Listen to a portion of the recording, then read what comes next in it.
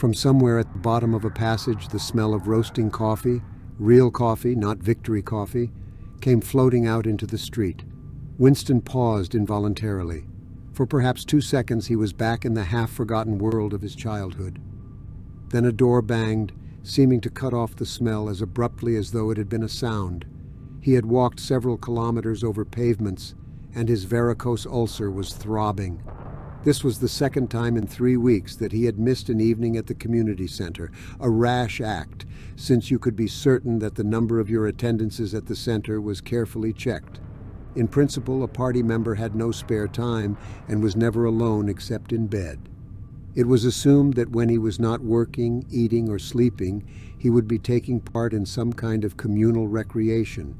To do anything that suggested a taste for solitude, even to go for a walk by yourself, was always slightly dangerous. There was a word for it in newspeak. Own life, it was called, meaning individualism and eccentricity. But this evening, as he came out of the ministry, the balminess of the April air had tempted him. The sky was a warmer blue than he had seen it that year, and suddenly the long, noisy evening at the center, the boring, exhausting games, the lectures, the creaking camaraderie oiled by gin, had seemed intolerable. On impulse, he had turned away from the bus stop and wandered off into the labyrinth of London, first south, then east, then north again, losing himself among unknown streets and hardly bothering in which direction he was going. "If there is hope," he had written in the diary, "it lies in the proles." The words kept coming back to him, statement of a mystical truth and a palpable absurdity. He was somewhere in the vague, brown-colored slums to the north and east of what had once been St. Pancras Station. He was walking up a cobbled street of little 2-story houses with battered doorways which gave straight on the pavement and which were somehow curiously suggestive of rat holes. There were puddles of filthy water here and there among the cobbles.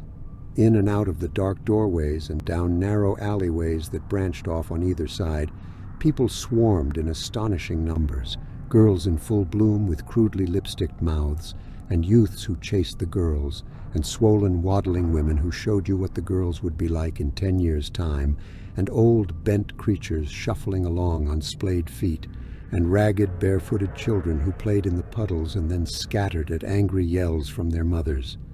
Perhaps a quarter of the windows in the street were broken and boarded up. Most of the people paid no attention to Winston. A few eyed him with a sort of guarded curiosity. 2 monstrous women with brick-red forearms folded across their aprons were talking outside a doorway. Winston caught scraps of conversation as he approached. "Yes," I says to her. "That's all very well," I says. "But if you'd have been in my place, you'd have done the same as what I'd done. It's easy to criticize," I says, "but you ain't got the same problems as what I got." "Ah," said the other, "that's just it. That's just where it is." The strident voices stopped abruptly. The women studied him in hostile silence as he went past. But it was not hostility exactly, merely a kind of wariness, a momentary stiffening, as at the passing of some unfamiliar animal. The blue overalls of the party could not be a common sight in a street like this. Indeed, it was unwise to be seen in such places unless you had definite business there. The patrols might stop you if you happened to run into them. "May I see your papers, comrade? What are you doing here? What time did you leave work? Is this your usual way home?" And so on and so forth. Not that there was any rule against walking home by an unusual route, but it was enough to draw attention to you if the thought police heard about it. Suddenly, the whole street was in commotion. There were yells of warning from all sides. People were shooting into the doorways like rabbits. A young woman leapt out of a doorway a little ahead of Winston, grabbed up a tiny child playing in a puddle, whipped her apron round it, and leapt back again, all in one movement. At the same instant, a man in a concertina-like black suit, who had emerged from a side alley, ran towards Winston, pointing excitedly to the sky. "Steamer!" he yelled. "Look out, Governor! Bang overhead! Lay down quick!" Steamer was a nickname which, for some reason, the proles applied to rocket bombs. Winston promptly flung himself on his face. The proles were nearly always right when they gave you a warning of this kind. They seemed to possess some kind of instinct which told them several seconds in advance when a rocket was coming, although the rocket supposedly traveled faster than sound. Winston clasped his forearms above his head. There was a roar that seemed to make the pavement heave. A shower of light objects pattered onto his back. When he stood up, he found that he was covered with fragments of glass from the nearest window. He walked on. The bomb had demolished a group of houses 200 meters up the street. A black plume of smoke hung in the sky, and below it a cloud of plaster dust in which a crowd was already forming around the ruins. There was a little pile of plaster lying on the pavement ahead of him, and in the middle of it he could see a bright red streak. When he got up to it, he saw that it was a human hand severed at the wrist. Apart from the bloody stump, the hand was so completely whitened as to resemble a plaster cast. He kicked the thing into the gutter and then, to avoid the crowd, turned down a side street to the right. Within 3 or 4 minutes he was out of the area which the bomb had affected, and the sordid, swarming life of the streets was going on as though nothing had happened. It was nearly 20 hours, and the drinking shops which the proles frequented, pubs they called them, were choked with customers. From their grimy swing doors, endlessly opening and shutting, there came forth a smell of urine, sawdust, and sour beer. In an angle formed by a projecting house front, 3 men were standing very close together, the middle one of them holding a folded-up newspaper which the other 2 were studying over his shoulder. Even before he was near enough to make out the expression on their faces, Winston could see absorption in every line of their bodies. It was obviously some serious piece of news that they were reading. He was a few paces away from them when suddenly the group broke up and 2 of the men were in violent altercation. For a moment they seemed almost on the point of blows. "Can't you bleeding well listen to what I say? I tell you, no number ending in 7 ain't won for over 14 months. Yes, it is then. No, it is not. Back home I got the old lot of 'em for over 2 years wrote down on a piece of paper. I takes 'em down regular as the clock. And I tell you, no number ending in 7. Yes, a 7 is 1. I could pretty near tell you the bleeding number. 407 it ended in. It were in February. 2nd week in February. February, your grandmother. I got it all down in black and white, and I tell you, no number. Oh, pack it in, said the 3rd man. They were talking about the lottery. Winston looked back when he had gone 30 meters. They were still arguing with vivid, passionate faces. The lottery, with its weekly payout of enormous prizes, was the one public event to which the proles paid serious attention. It was probable that there were some millions of proles for whom the lottery was the principal, if not the only reason for remaining alive. It was their delight, their folly, their anodyne, their intellectual stimulant. Where the lottery was concerned, even people who could barely read and write seemed capable of intricate calculations and staggering feats of memory. There was a whole tribe of men who made a living simply by selling systems, forecasts, and lucky amulets. Winston had nothing to do with the running of the lottery, which was managed by the Ministry of Plenty, but he was aware, indeed everyone in the party was aware, that the prizes were largely imaginary. Only small sums were actually paid out, the winners of the big prizes being non-existent persons. In the absence of any real intercommunication between one part of Oceania and another, this was not difficult to arrange. But if there was hope, it lay in the proles. You had to cling on to that. When you put it in words, it sounded reasonable. It was when you looked at the human beings passing you on the pavement that it became an act of faith. The street into which he had turned ran downhill. He had a feeling that he had been in this neighborhood before, and that there was a main thoroughfare not far away. From somewhere ahead there came a din of shouting voices. The street took a sharp turn and then ended in a flight of steps which led down into a sunken alley where a few stall-keepers were selling tired-looking vegetables. At this moment Winston remembered where he was. The alley led out into the main street, and down the next turning, not 5 minutes away, was the junk shop where he had bought the blank book which was now his diary. And in a small stationer's shop not far away he had bought his penholder and his bottle of ink. He paused for a moment at the top of the steps. On the opposite side of the alley there was a dingy little pub whose windows appeared to be frosted over, but in reality were merely coated with dust. A very old man, bent but active, with white mustaches that bristled forward like those of a prawn, pushed open the swing door and went in. As Winston stood watching, it occurred to him that the old man, who must be 80 at the least, had already been middle-aged when the revolution happened. He and a few others like him were the last links that now existed with the vanished world of capitalism. In the party itself, there were not many people left whose ideas had been formed before the revolution. The older generation had mostly been wiped out in the great purges of the 50s and 60s, and the few who survived had long ago been terrified into complete intellectual surrender. If there was anyone still alive who could give you a truthful account of conditions in the early part of the century, it could only be a prole. Suddenly, the passage from the history book that he had copied into his diary came back into Winston's mind, and a lunatic impulse took hold of him. He would go into the pub. He would scrape acquaintance with that old man and question him. He would say to him, "Tell me about your life when you were a boy. What was it like in those days? Were things better than they are now, or were they worse?" Hurriedly, lest he should have time to become frightened, he descended the steps and crossed the narrow street. It was madness, of course. As usual, there was no definite rule against talking to proles and frequenting their pubs, but it was far too unusual an action to pass unnoticed. If the patrols appeared, he might plead an attack of faintness, but it was not likely that they would believe him. He pushed open the door, and a hideous, cheesy smell of sour beer hit him in the face. As he entered, the din of voices dropped to about half its volume. Behind his back, he could feel everyone eyeing his blue overalls. A game of darts, which was going on at the other end of the room, interrupted itself for perhaps as much as 30 seconds. The old man whom he had followed was standing at the bar, having some kind of altercation with the barman, a large, stout, hook-nosed young man with enormous forearms. A knot of others standing round with glasses in their hands were watching the scene. "I arst you civil enough, didn't I?" said the old man, straightening his shoulders pugnaciously.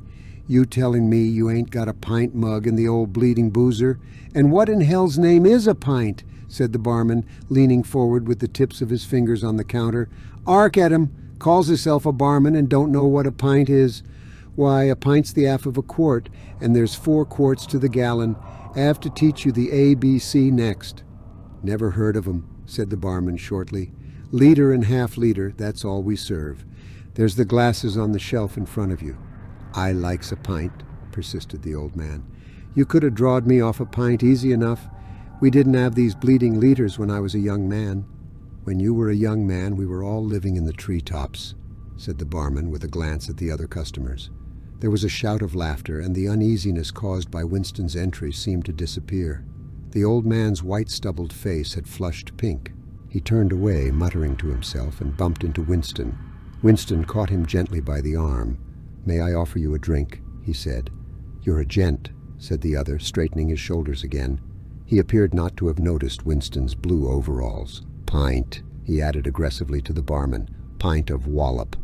The barman swished 2 half-liters of dark brown beer into thick glasses, which he had rinsed in a bucket under the counter. Beer was the only drink you could get in prole pubs. The proles were supposed not to drink gin, though in practice they could get hold of it easily enough. The game of darts was in full swing again, and the knot of men at the bar had begun talking about lottery tickets. Winston's presence was forgotten for a moment. There was a deal table under the window where he and the old man could talk without fear of being overheard. It was horribly dangerous, but at any rate there was no telescreen in the room, a point he had made sure of as soon as he came in. "He could have drawed me off a pint," grumbled the old man as he settled down behind a glass. "A half-liter ain't enough, it don't satisfy, and a whole liter's too much. It starts my bladder running, let alone the price." "You must have seen great changes since you were a young man," said Winston tentatively. The old man's pale blue eyes moved from the darts board to the bar, and from the bar to the door of the gents, as though it were in the bar room that he expected the changes to have occurred. "The beer was better," he said finally, "and cheaper. When I was a young man, mild beer, wallop we used to call it, was 4 pence a pint. That was before the war, of course." "Which war was that?" said Winston. "It's all wars," said the old man vaguely. He took up his glass and his shoulders straightened again. "'Ere's wishing you the very best of 'ealth." In his lean throat, the sharp-pointed Adam's apple made a surprisingly rapid up-and-down movement, and the beer vanished. Winston went to the bar and came back with 2 more half-liters. The old man appeared to have forgotten his prejudice against drinking a full liter. "You are very much older than I am," said Winston. You must have been a grown man before I was born. You can remember what it was like in the old days, before the revolution. People of my age don't really know anything about those times. We can only read about them in books, and what it says in the books may not be true. I should like your opinion on that. The history books say that life before the revolution was completely different from what it is now. There was the most terrible oppression, injustice, poverty worse than anything we can imagine. Here in London, the great mass of the people never had enough to eat from birth to death. Half of them hadn't even boots on their feet. They worked 12 hours a day, they left school at 9, they slept 10 in a room, and at the same time there were a very few people, only a few thousands, the capitalists they were called, who were rich and powerful. They owned everything that there was to own. They lived in great gorgeous houses with 30 servants. They rode about in motor cars and 4-horse carriages. They drank champagne. They wore top hats. The old man brightened suddenly. Top hats, he said. Funny you should mention 'em. The same thing come into my head only yesterday. I don't know why. I was just thinking I ain't seen a top hat in years. Gorn right out, they have. The last time I wore one was at my sister-in-law's funeral. And that was, well, I couldn't give you the date, but it must have been 50 years ago. Of course, it was only hired for the occasion, you understand. It isn't very important about the top hats, said Winston patiently. The point is, these capitalists, they and a few lawyers and priests and so forth who lived on them, were the lords of the earth. Everything existed for their benefit. You, the ordinary people, the workers, were their slaves. They could do what they liked with you. They could ship you off to Canada like cattle. They could sleep with your daughters if they chose. They could order you to be flogged with something called a cat-o'-nine tails. You had to take your cap off when you passed them. Every capitalist went about with a gang of lackeys who... The old man brightened again. Lackeys, he said. Now there's a word I ain't heard since ever so long. Lackeys. That regular takes me back, that does. I recollect, donkeys years ago, I used to sometimes go to Wye Park of a Sunday afternoon to hear the blokes making speeches. Salvation Army, Roman Catholics, Jews, Indians, all sorts there was. And there was one bloke, well, I couldn't give you his name, but a real powerful speaker was. He didn't off give it 'em. Lackeys, he says, lackeys of the bourgeoisie, flunkies of the ruling class. Parasites. That was another of them. And hyenas. He definitely called them hyenas. Of course he was referring to the Labour Party, you understand? Winston had the feeling that they were talking at cross purposes. What I really wanted to know was this, he said. Do you feel that you have more freedom now than you had in those days? Are you treated more like a human being? In the old days, the rich people, the people at the top, the House of Lords, put in the old man reminiscently, the House of Lords, if you like. What I am asking is, were these people able to treat you as an inferior simply because they were rich and you were poor? Is it a fact, for instance, that you had to call them sir and take off your cap when you passed them? The old man appeared to think deeply. He drank off about a quarter of his beer before answering. Yes, he said. They liked you to touch your cap to 'em. It showed respect, like. I didn't agree with it myself, but I done it often enough. Had to, as you might say. And was it usual, I'm only quoting what I've read in history books, was it usual for these people and their servants to push you off the pavement into the gutter? One of 'em pushed me once, said the old man. I recollect it as if it was yesterday. It was boat race night. Terribly rowdy they used to get on boat race night, and I bumps into a young bloke on Shaftesbury Avenue. Quite a gent he was, dress shirt, top hat, black overcoat. It was kind of zigzagging across the pavement, and I bumps into him accidental-like. He says, "Why can't you look where you're going?" he says. I say, "D'you think you've bought the bleeding pavement?" He says, "I'll twist your bloody head off if you get fresh with me." I says, "You're drunk. I'll give you in charge in half a minute," I says.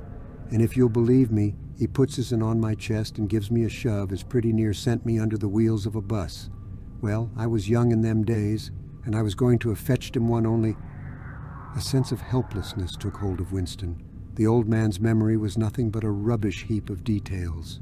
One could question him all day without getting any real information. The party histories might still be true after a fashion. They might even be completely true. He made a last attempt. "Perhaps I have not made myself clear," he said. What I'm trying to say is this. You have been alive a very long time. You lived half your life before the revolution. In 1925, for instance, you were already grown up. Would you say from what you can remember that life in 1925 was better than it is now, or worse? If you could choose, would you prefer to live then or now? The old man looked meditatively at the darts board. He finished up his beer, more slowly than before.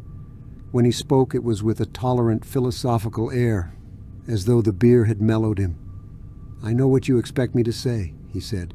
"You expect me to say as I'd sooner be young again. Most people would say they'd sooner be young if you arst 'em. You got your health and strength when you're young. When you get to my time of life, you ain't never well. I suffer something wicked from my feet, and my bladder's just terrible. 6 and 7 times a night it is me out of bed. On the other end, there's great advantages in being an old man. You ain't got the same worries. No truck with women, and that's a great thing. I ain't had a woman for near on 30 year, if you'd credit it, nor wanted to, what's more." Winston sat back against the windowsill. It was no use going on.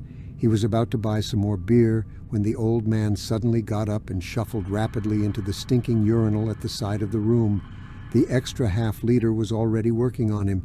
Winston sat for a minute or two, gazing at his empty glass, and hardly noticed when his feet carried him out into the street again. Within 20 years at the most, he reflected, the huge and simple question, was life better before the revolution than it is now? Would have ceased once and for all to be answerable.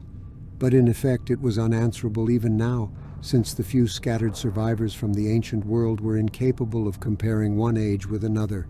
They remembered a million useless things, a quarrel with a workmate, a hunt for a lost bicycle pump, the expression on a long-dead sister's face, the swirls of dust on a windy morning 70 years ago.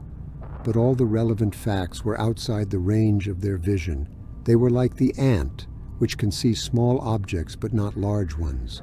And when memory failed and written records were falsified, when that happened, the claim of the party to have improved the conditions of human life had got to be accepted, because there did not exist, and never again could exist, any standard against which it could be tested. At this moment his train of thought stopped abruptly. He halted and looked up. He was in a narrow street with a few dark little shops interspersed among dwelling houses. Immediately above his head there hung 3 discolored metal balls, which looked as if they had once been gilded. He seemed to know the place. Of course. He was standing outside the junk shop where he had bought the diary. A twinge of fear went through him. It had been a sufficiently rash act to buy the book in the beginning, and he had sworn never to come near the place again. And yet the instant that he allowed his thoughts to wander, his feet had brought him back here of their own accord.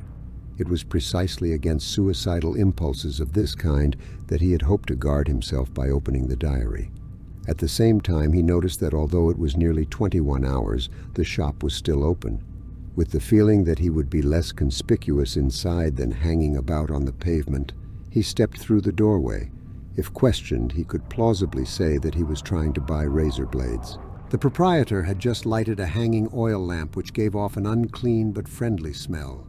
He was a man of perhaps 60, frail and bowed, with a long, benevolent nose and mild eyes distorted by thick spectacles. His hair was almost white, but his eyebrows were bushy and still black. His spectacles, his gentle, fussy movements, and the fact that he was wearing an aged jacket of black velvet, gave him a vague air of intellectuality, as though he had been some kind of literary man, or perhaps a musician. His voice was soft, as though faded, and his accent less debased than that of the majority of proles. "I recognized you on the pavement," he said immediately. "You're the gentleman that bought the Young Lady's Keepsake album. That was a beautiful bit of paper, that was. Cream laid, it used to be called. There's been no paper like that made for, I dare say 50 years. He peered at Winston over the top of his spectacles. "Is there anything special I can do for you? Or did you just want to look round?" "I was passing," said Winston vaguely. "I just looked in. I don't want anything in particular." "It's just as well," said the other, "because I don't suppose I could have satisfied you." He made an apologetic gesture with his soft-palmed hand. "You see how it is. An empty shop, you might say. Between you and me, the antique trade's just about finished. No demand any longer, and no stock either. Furniture, china, glass, it's all been broken up by degrees. And of course the metal stuff's mostly been melted down. I haven't seen a brass candlestick in years. The tiny interior of the shop was in fact uncomfortably full, but there was almost nothing in it of the slightest value. The floor space was very restricted because all round the walls were stacked innumerable dusty picture frames. In the window there were trays of nuts and bolts, worn-out chisels, penknives with broken blades, tarnished watches that did not even pretend to be in going order, and other miscellaneous rubbish. Only on a small table in the corner was there a litter of odds and ends, lacquered snuff boxes, agate brooches, and the like, which looked as though they might include something interesting. As Winston wandered towards the table, his eye was caught by a round, smooth thing that gleamed softly in the lamplight, and he picked it up. It was a heavy lump of glass, curved on one side, flat on the other, making almost a hemisphere. There was a peculiar softness, as of rainwater, in both the color and the texture of the glass. At the heart of it, magnified by the curved surface, there was a strange pink, convoluted object that recalled a rose or a sea anemone. "What is it?" said Winston, fascinated. "That's coral, that is," said the old man. "It must have come from the Indian Ocean. They used to kind of embed it in the glass. That wasn't made less than 100 years ago. More, by the look of it. It's a beautiful thing," said Winston. "It is a beautiful thing," said the other appreciatively. "But there's not many that'd say so nowadays." He coughed. "Now, if it so happened that you wanted to buy it, that'd cost you $4. I can remember when a thing like that would have fetched £8, and £8 was, well, I can't work it out, but it was a lot of money. But who cares about genuine antiques nowadays, even the few that's left?" Winston immediately paid over the $4 and slid the coveted thing into his pocket. What appealed to him about it was not so much its beauty as the air it seemed to possess of belonging to an age quite different from the present one. The soft, rain-watery glass was not like any glass that he had ever seen. The thing was doubly attractive because of its apparent uselessness, though he could guess that it must once have been intended as a paperweight. It was very heavy in his pocket, but fortunately it did not make much of a bulge. It was a queer thing, even a compromising thing, for a party member to have in his possession. Anything old, and for that matter anything beautiful, was always vaguely suspect. The old man had grown noticeably more cheerful after receiving the $4. Winston realized that he would have accepted 3 or even 2. "There's another room upstairs that you might care to take a look at," he said. "There's not much in it, just a few pieces. We'll do with a light if we're going upstairs." He lit another lamp, and with bowed back, led the way slowly up the steep and worn stairs and along a tiny passage, into a room which did not give on the street, but looked out on a cobbled yard and a forest of chimney pots. Winston noticed that the furniture was still arranged as though the room were meant to be lived in. There was a strip of carpet on the floor, a picture or two on the walls, and a deep, slatternly armchair drawn up to the fireplace. An old-fashioned glass clock with a 12-hour face was ticking away on the mantelpiece. Under the window, and occupying nearly a quarter of the room, was an enormous bed with the mattress still on it. "We lived here till my wife died," said the old man half apologetically. "I'm selling the furniture off by little and little. Now that's a beautiful mahogany bed, or at least it would be if you could get the bugs out of it. But I dare say you'd find it a little bit cumbersome." He was holding the lamp high up so as to illuminate the whole room, and in the warm, dim light the place looked curiously inviting. The thought flitted through Winston's mind that it would probably be quite easy to rent the room for a few dollars a week if he dared to take the risk. It was a wild, impossible notion to be abandoned as soon as thought of, but the room had awakened in him a sort of nostalgia, a sort of ancestral memory. It seemed to him that he knew exactly what it felt like to sit in a room like this, in an armchair beside an open fire with your feet in the fender and a kettle on the hob, utterly alone, utterly secure, with nobody watching you, no voice pursuing you, no sound except the singing of the kettle and the friendly ticking of the clock. "There's no telescreen," he could not help murmuring. "Ah," said the old man, "I never had one of those things. Too expensive, and I never seemed to feel the need of it somehow. Now that's a nice gate leg table in the corner there. though of course you'd have to put new hinges on it if you wanted to use the flaps. There was a small bookcase in the other corner, and Winston had already gravitated towards it. It contained nothing but rubbish. The hunting down and destruction of books had been done with the same thoroughness in the prole quarters as everywhere else. It was very unlikely that there existed anywhere in Oceania a copy of a book printed earlier than 1960. The old man, still carrying the lamp, was standing in front of a picture in a rosewood frame which hung on the other side of the fireplace opposite the bed. "Now, if you happen to be interested in old prints at all," he began delicately. Winston came across to examine the picture. It was a steel engraving of an oval building with rectangular windows and a small tower in front. There was a railing running round the building, and at the rear end there was what appeared to be a statue. Winston gazed at it for some moments. It seemed vaguely familiar, though he did not remember the statue. "The frame's fixed to the wall," said the old man, "but I could unscrew it for you, I dare say." "I know that building," said Winston finally. "It's a ruin now. It's in the middle of the street outside the Palace of Justice. That's right, outside the law courts. It was bombed in, many years ago. It was a church at one time, St. Clement Danes its name was." He smiled apologetically, as though conscious of saying something slightly ridiculous, and added, "Oranges and lemons say the bells of St. Clement's is." "What's that?" said Winston. "Oh, oranges and lemons say the bells of St. Clement's S. That was a rhyme we had when I was a little boy. How it goes on I don't remember, but I do know it ended up, 'Here comes a candle to light you to bed, here comes a chopper to chop off your head.' It was a kind of a dance. They held out their arms for you to pass under, and when they came to 'Here comes a chopper to chop off your head,' they brought their arms down and caught you.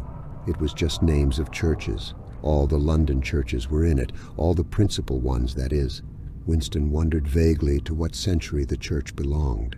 It was always difficult to determine the age of a London building.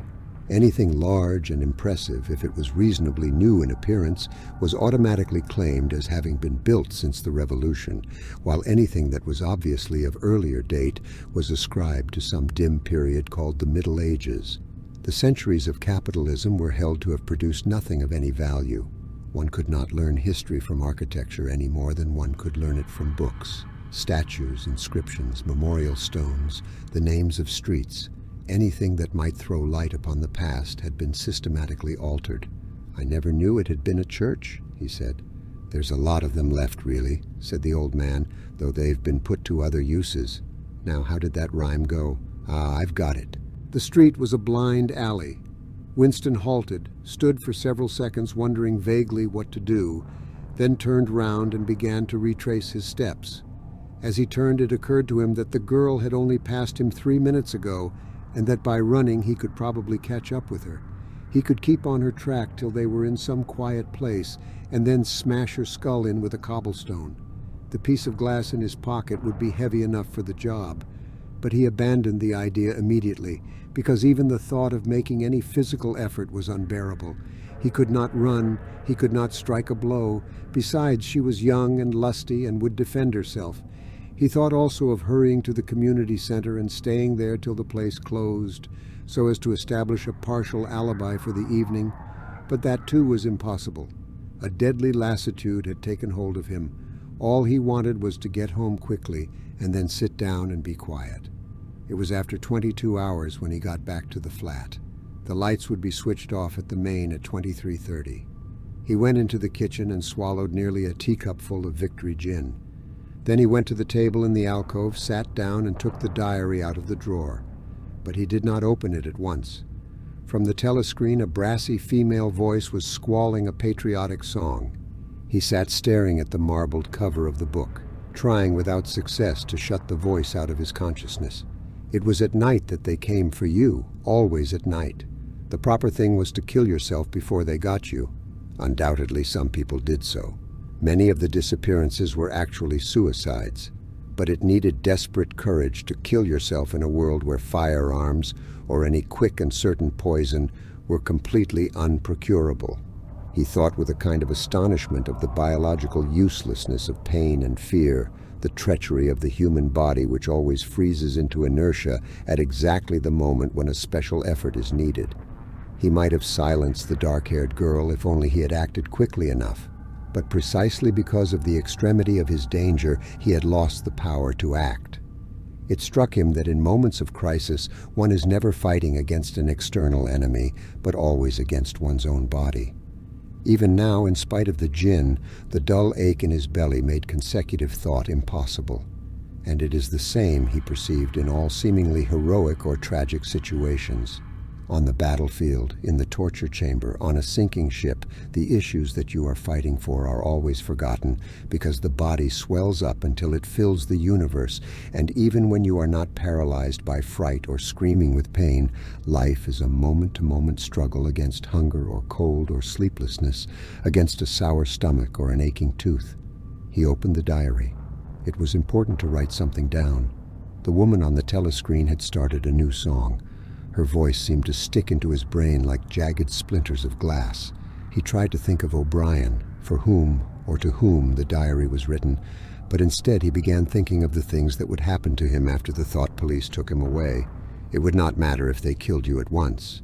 To be killed was what you expected. But before death, nobody spoke of such things, yet everybody knew of them.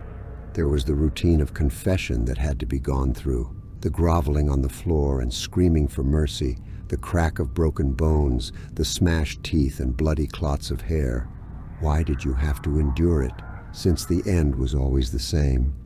Why was it not possible to cut a few days or weeks out of your life? Nobody ever escaped detection, and nobody ever failed to confess. When once you had succumbed to thought crime, it was certain that by a given date you would be dead. Why then did that horror which altered nothing have to lie embedded in future time? He tried with a little more success than before to summon up the image of O'Brien. "We shall meet in the place where there is no darkness," O'Brien had said to him. He knew what it meant, or thought he knew. The place where there is no darkness was the imagined future, which one would never see, but which by foreknowledge one could mystically share in. But with the voice from the telescreen nagging at his ears, he could not follow the train of thought further. He put a cigarette in his mouth. Half the tobacco promptly fell out onto his tongue, a bitter dust which was difficult to spit out again. The face of Big Brother swam into his mind, displacing that of O'Brien. Just as he had done a few days earlier, he slid a coin out of his pocket and looked at it. The face gazed up at him, heavy, calm, protecting. But what kind of smile was hidden beneath the dark mustache? Like a leaden knell, the words came back at him. War is peace, freedom is slavery, ignorance is strength.